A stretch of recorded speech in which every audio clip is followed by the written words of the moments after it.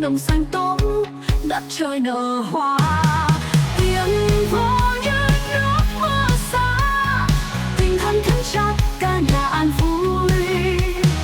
Đường xa trong ngoài bước đi, con lòng chân chân hạnh phúc mỗi ngày.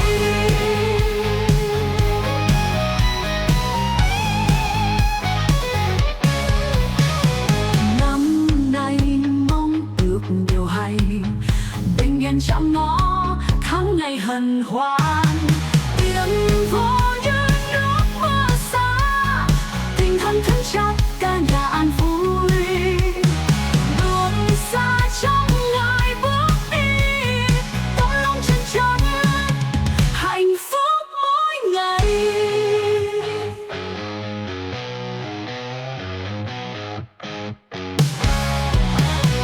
Năm nay mong ước điều hay, bình yên chạm ngõ tháng ngày hân hoan.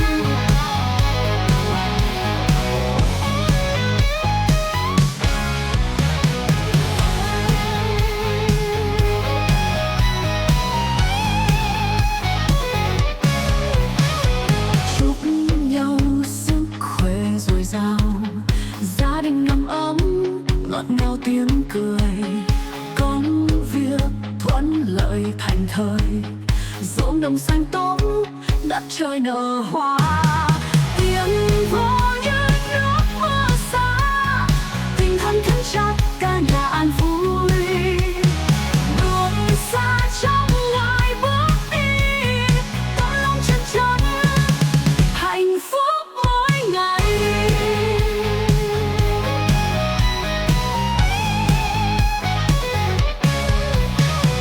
Năm nay mong được điều hay, bình yên chạm ngõ tháng ngày hân hoan. Tiếng vô như nước mưa xa, tình thân thắm chặt cả nhà an vui.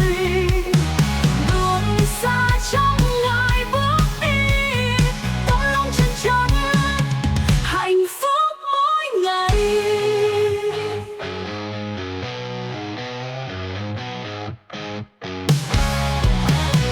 Năm nay mong ước điều hay, bình yên chạm ngõ tháng ngày hân hoan.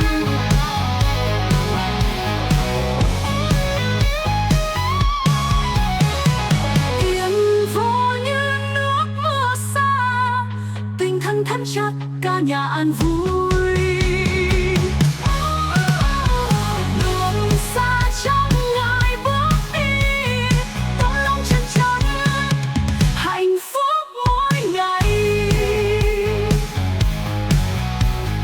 Bình yên chạm ngõ tháng ngày hân hoan. Chúc mừng năm mới, chúc mừng năm mới, năm mới.